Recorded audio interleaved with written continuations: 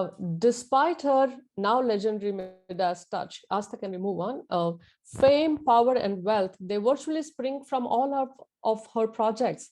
Oprah also has a very different view of her status. And for her, success is actually getting to the point where you are absolutely comfortable with yourself. To have that kind of internal strength and internal courage that it takes to say, no, I will not let you treat me this way, is what success to her is all about. Now, her journey to this self-realization has not been easy. Orpah Gail Winfrey was born on January 29, 1954. Her first name was spelled Orpah on a birth certificate after the biblical figure in the book of Ruth, but people mispronounce it regularly and Oprah stuck. Now, for her first 6 years, Oprah was raised on a farm in a rural Mississippi by her grandmother, who taught her to read at a very young age. And reading was, as she says, her outlet to the world, which she credits with saving her life by opening the door to all kinds of possibilities. A born talker, Oprah's practice of reciting in church starting at the age of 3 earned her the nickname of the preacher among her peers. The security of this early life changed dramatically when Oprah went to live with her mother in Milwaukee, Wisconsin. She was sexually molested, first by an older cousin when she was barely 9 years old. And then she suffered repeated molestation by others throughout her youth. And that was the most saddest part of the story. Now, when Oprah began to misbehave after this, she was sent to live with her father in Nashville, Tennessee, who was a very strict disciplinarian and who demanded a great deal more from Oprah. But in the end, he also helped to inspire her self-confidence and self-discipline. Now, as we moved on, a young Oprah actually was discovered for the quality and strength of her voice during a beauty pageant, which she won. And Oprah began her career as a radio newscaster while she was still in high school. So she began to work for a local TV station as a reporter and co-anchor while she was still majoring in speech and performing arts college at Tennessee State University. So as we move on, while working in Baltimore, Oprah was moved from the news to an early morning talk show. In this format, Oprah found with relief that she was able to be herself for the very first time. And she says it was like breathing, you just talk. Oprah's meteoric rise to fame began when she took over a local Chicago talk show in '84, which soon became the Oprah Winfrey Show. In '85, she realized her dream of becoming an actress, and she earned critical acclaim and an Oscar nomination for her supporting role as Sophia in the film The Color Purple. A year later, the Oprah Winfrey Show became the #1 talk show after going national. Now, the popularity of the show stems from Oprah's emotion, vulnerability, and compassion as a host and an interviewer. She was also the first person to establish a special connection with her audience by sharing her personal life, by sharing her emotional revelation of her own childhood sexual abuse. Oprah says that she views the show as a teaching tool and a platform to help people change their lives. Oprah's show also continued to attract the top names in the entertainment industry, and a '93 interview with the reclusive entertainer Michael Jackson that drew about 100 million viewers, making it the most watched interview in the television history. And the Queen O speaker does. It doesn't matter who you are, where you come from, the ability to triumph begins with you always. Oprah's friendship with Gayle King has been much talked about. It all started in their early 20s when they worked at the WJZ-TV in Baltimore, Winfrey as a news anchor and King as a production assistant and writer. Now, when a serious snowstorm showed up in the forecast, they hardly knew each other, but Winfrey offered King a place to stay so that she wouldn't get stranded. For Winfrey, becoming one of the world's most influential women was no easy feat. And King's listening ear was especially valued during the early days of the Oprah Winfrey Show. Gayle was my regulation, Oprah said very tearfully on the Drew Barrymore Show. So not everyone gets the opportunity to grow such a strong companionship, which is why Winfrey says that whatever their friendship is, it's been a very fun ride and we've taken it together. Now, back to some serious strategic business moves by Oprah and Harper. Oprah Winfrey pulled off what actually has become a rare television event, a tell-all interview that turns into a cultural moment. With an audience of more than 17 million people who watched the bombshell revelations tumble out of the mouths of Meghan Markle and Prince Harry as they described their lives under the palace gaze. Now, Winfrey revealed during the interview that she had spent about 3 years trying to land this exclusive. Miss Winfrey's company, Harper Production, which was actually the owner of the program, envisioned that this was something special and it suited a big broadcast network, and in came in Viacom CBS, who actually won this something valuable at a $7 million deal, the rights to broker the international distribution on behalf of Harpo. And this program was broadcast in more than 80 countries. Now, Oprah also has to her credit few of her own distinctive descriptive terms. The Wall Street Journal coined the term Oprahification, that meant public confession as a form of therapy. Winfrey has also been credited by the Time magazine with creating a new form of media communication, which was known as rapport talk. Now, Winfrey actually saw the television's power to blend public and private while it links strangers and conveys information over public airways.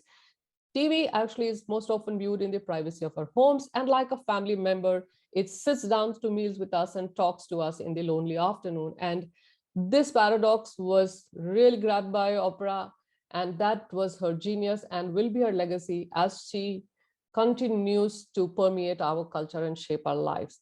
Now, there was something called the Oprah Effect, which is like the power of Oprah opinion and endorsement to influence public opinions, especially consumer purchasing choices. Now, this was dubbed as the Oprah Effect, which actually came in place during the time of Oprah's book club segment, which focused on new books and classics and brought about obscure novels to popular attention. And the book club became such a powerful force that whenever Winfrey introduced a new book in her book club section, it actually became bestseller, leading to the Oprah Effect.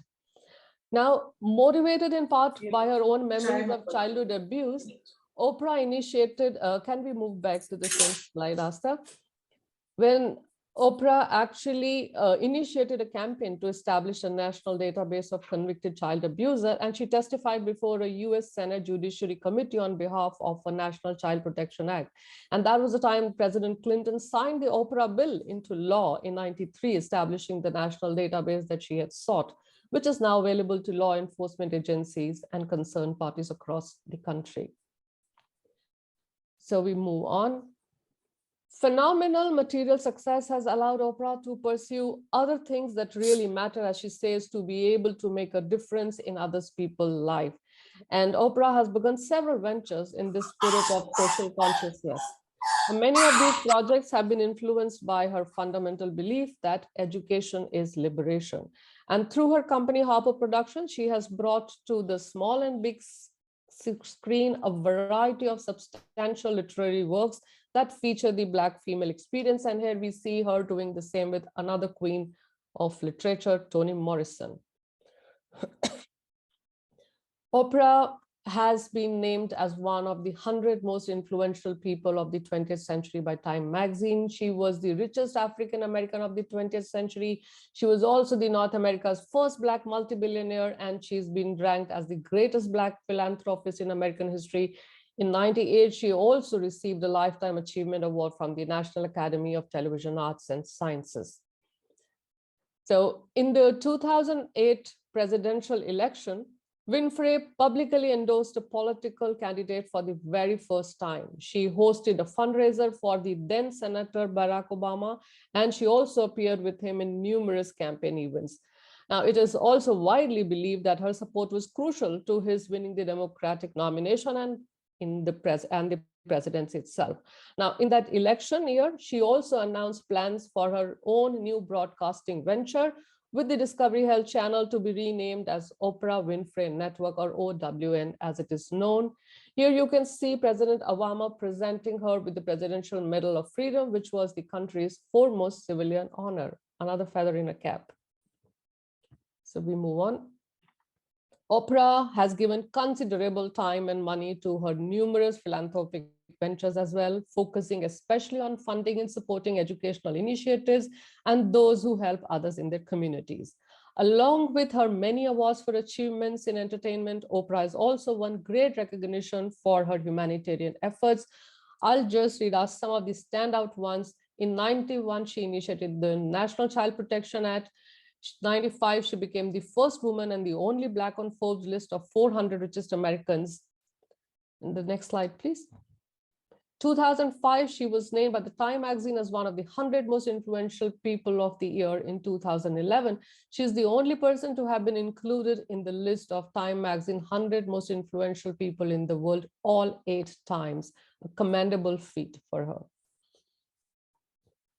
Now, the business press measures Oprah's wealth in numerous superlatives: the highest paid performer on television, the richest self-made woman in America, and the richest African-American of the 20th century.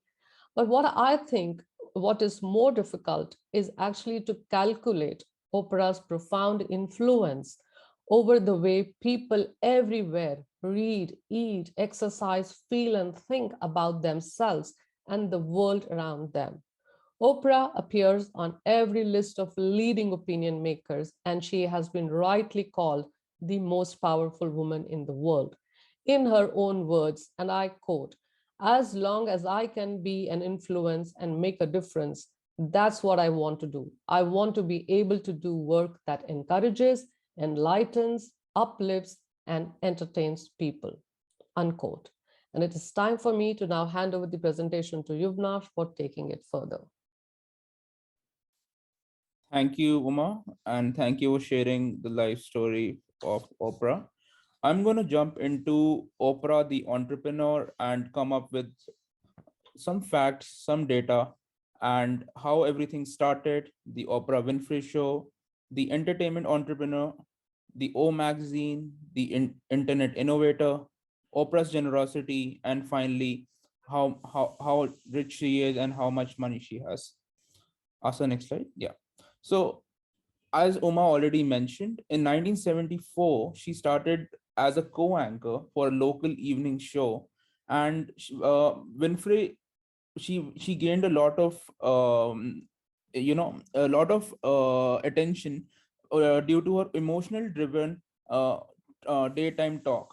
And after boosting a third grade Chicago show, she started launching her own production. And a few facts, like 1976, she co-hosted the first talk show, People Are Talking.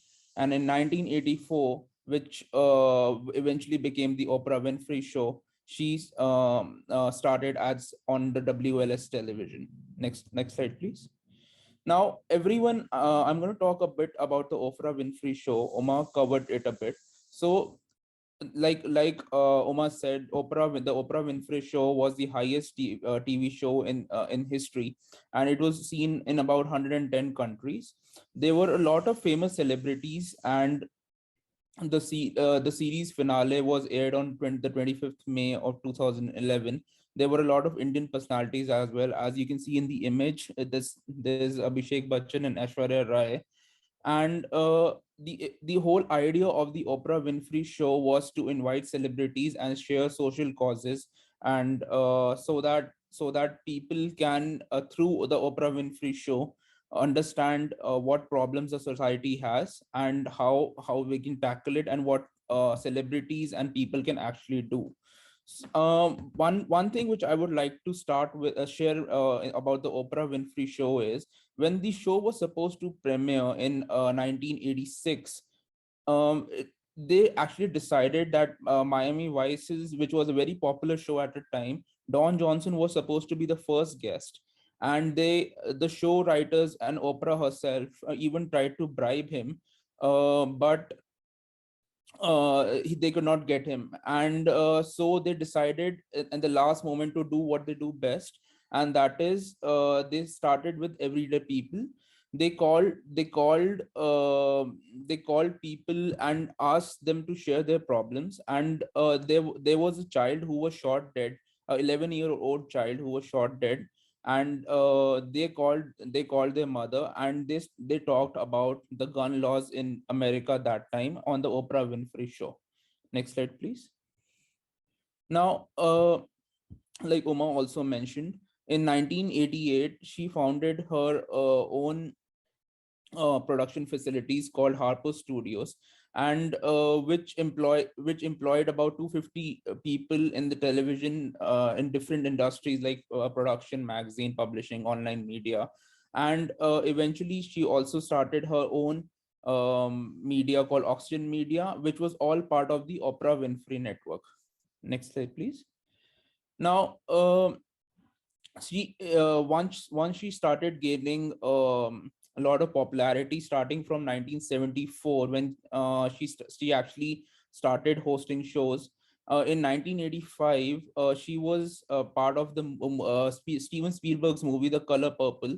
If you've seen, it's a very good movie, and she received Golden Globe and Oscar nominations also for it. You should definitely see that movie. It's a wonderful movie. And like I mentioned before, she founded Harper Films and started working on projects related to classic literature, and started working on short movies as well, which were related to African culture and how African people were actually treated and the social causes.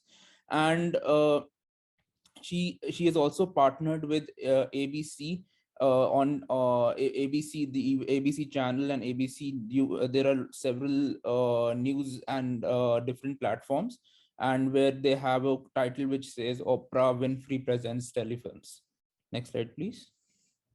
Now, this is a she started this in 2000, the O magazine, which she called it. And it was essentially a lifestyle magazine, and it had various lifestyle things about different celebrities. And it also had a very cultural theme on it, where she would also add causes, where and they would feature a lot of common people and their cultural practices, and African American cultural practices, and a lot of cultural practices about the celebrities.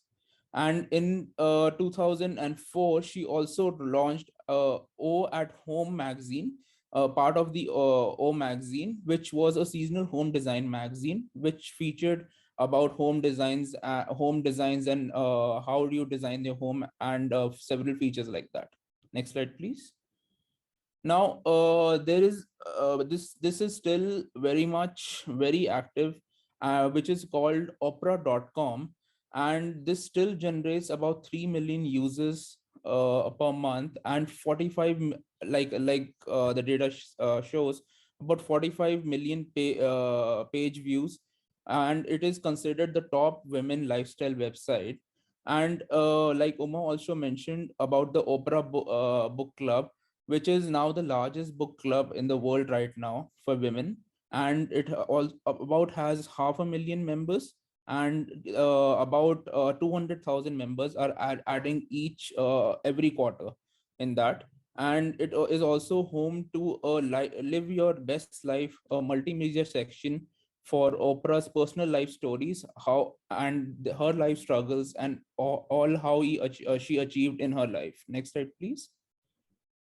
Now, the big part of Oprah's personality has been Oprah's generosity, and she has been given various titles like Mama Oprah, and she always donates, and is usually the highest benefactor and donator to all Black colleges over the U.S.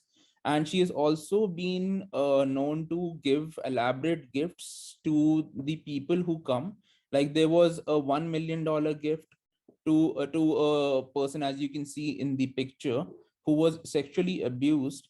And there is also she has also donated several $1 million. There was a $2 million check which she also gave for Feeding America. There was another $1 million check which she gave to the society, like in the picture. And she's always been giving, like I said, to Black colleges. And there is a leadership program. Next slide, Asta. Like Leadership Academy, which was one of her biggest I would say biggest ventures, which were part where she actually contributes to girls in South Africa, which and she donated about $10 million, and even Nelson Mandela was present, and like mentioned in the slide, she describes Mandela as a hero, and Mr. Mandela called her a queen because of her contributions to the Women Leadership Academy in South Africa. Next slide, please. Now coming to like the slide clearly says, the money part of Oprah. She currently is worth about $2.9 billion and has an annual salary of about 300 million. When the Oprah Winfrey show was actually running, she was making about $315 million a year, and she owns several apartments in Chicago, a big house in New Jersey, and this is when she started from nothing. So it is a big achievement for Oprah, from starting from zero and going up to 3 billion, about $3 billion, and this is all after donating so much money to the society. Next slide, please. So there are 15 inspiring lessons which uh, Oprah always puts ahead of everything, and I'll just go with three of my favorites in this. It's be true to yourself, which is the first one. Help yourself by helping others, and ask the next slide, please. And it's easier to succeed while doing what you love. So I do like the 13th point, because if you do what you love, then you can obviously enjoy while working and make all the money in the world by doing it. So I'll just like to pass the baton to Asta now. And Asta, over to you. Thank you. So she's an icon of her own, and she is not just a person, she's a phenomena, because we associate so many words and so many thoughts to her. And before I sort of begin by sharing the last part of our presentation today, I want to take a minute and ask all of you to type in the chat box what comes to your mind when you hear the word Oprah, when you think of her, or when you see her, or when you hear the word Oprah, what comes to your mind? Because this person here is, she's an ambitious talent with an empathetic heart. She is someone who is above and beyond just being a simple business person. She's someone who has inspired, who has, put forth so many other people, brought out so many different things in people, and has at the same time become, an icon on her own. So while we were doing the case study, we wanted to honor her and wanted to talk about who she is as a person, because I think who she is as a person is the reason why she's become what she's become. And I would take a few minutes to talk about Oprah, the person and the personality who has inspired such a media name for herself. Some of the words that came to my mind when I thought of Oprah were, she's a hard worker, of course. She's been working for years. She's continuously, relentlessly working even now. She holds a lot of integrity. She is empowered and at the same time empowering. She's very flexible. She's self-reliant. She owns everything that she works for. And most importantly, she's emotionally very aware. In fact, that is one of her biggest strengths, because when she when we look, one of the reasons why the Oprah Winfrey show and Oprah on as a person became popular was the vulnerability that she was able to exude, and she was able to demonstrate to people, and which also allowed people to approach her and to also themselves feel humane. And for the purpose of talking about her personality, what we have done is that we have looked into two separate personality tests and types, which have helped us give a more understanding into who she is as a person. And Some of it you can easily see as a part of her behavior, and as most of you mentioned in the chat box, she is inspiring, she's a leader, she's a born fighter, etc. But she is one of the most accomplished women in history. She has numerous awards and accolades her way.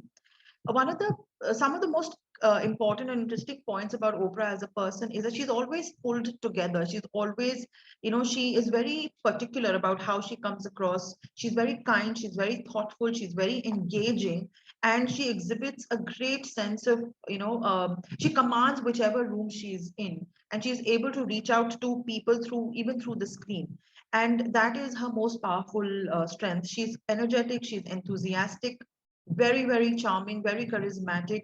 And she, I think most importantly, she is driven by purpose. She's driven by purpose to, in fact, she said that while the Oprah Effect was coming on, it was believed that who she is as a person is rubbing off onto millions of other girls, other women. And that was one of the greatest achievements of any human being.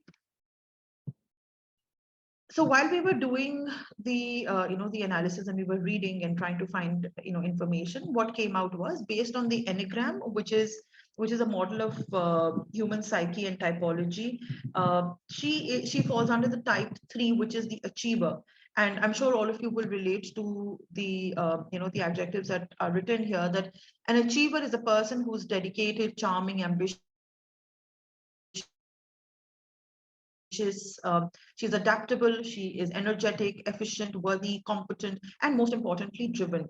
According to the Enneagram, the type 3 are the charmers. They can be very, very encouraging for others, very vivacious. They enjoy setting ambitious goals. They are always they're always about doing things for others and achieving higher and higher each time they put their minds and hearts to everything.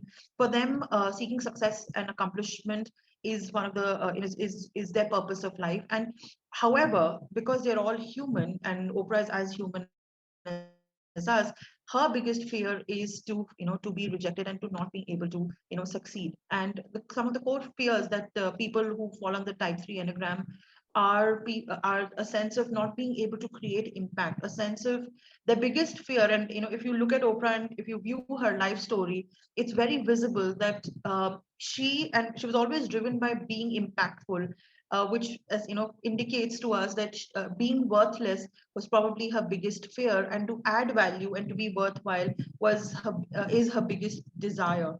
And with that, she has been leading people, she has been leading millions and millions of women. She has created thought processes and impacts and concepts which women couldn't have even imagined. She's spoken about things which are very difficult to talk about, and she's normalized expressing yourself. In fact, um, she says that she has done her own therapy while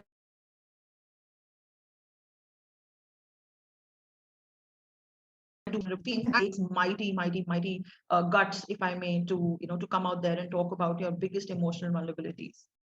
The other thing on the MBTI test that we found was that Oprah falls under the ENFJ, which is extroverted, intuitive, feeling, and judgment.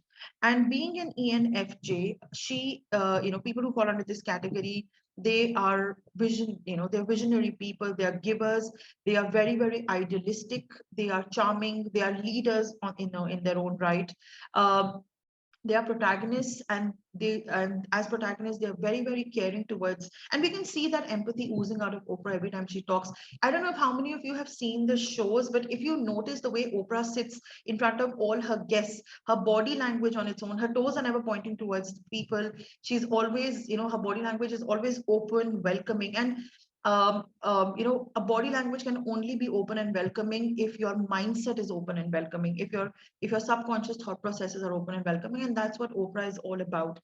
She is about taking charge by she is all for uniting people, motivating others, and that's what puts her in the ENFJ category.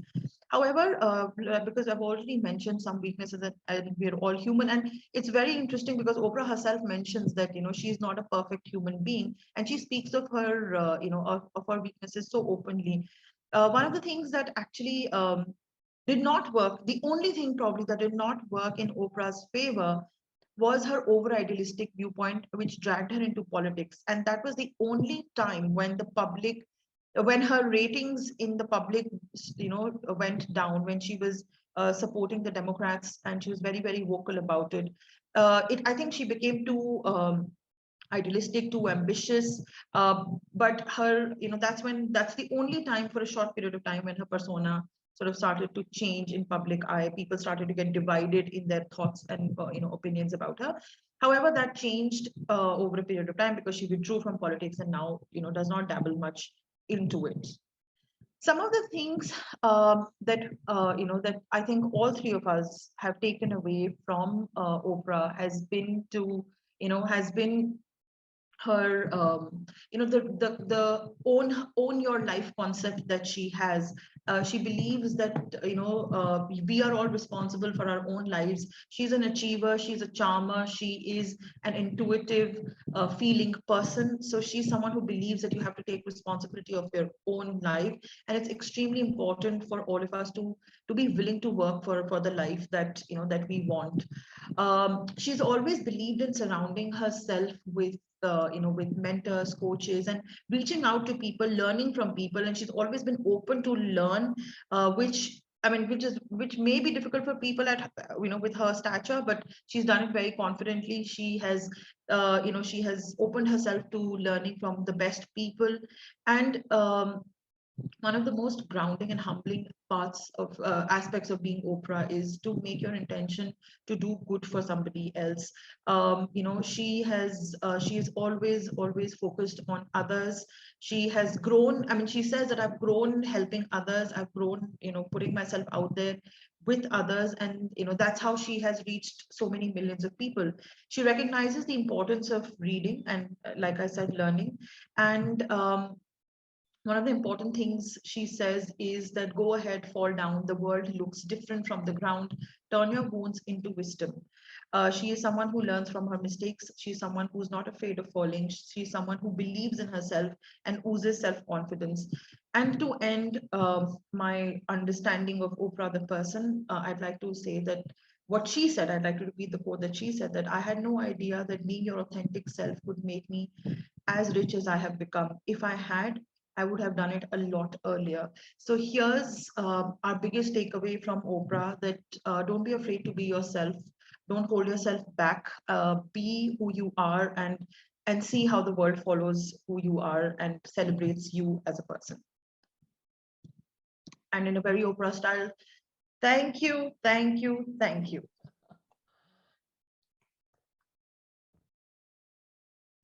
So thank you, thank you, thank you.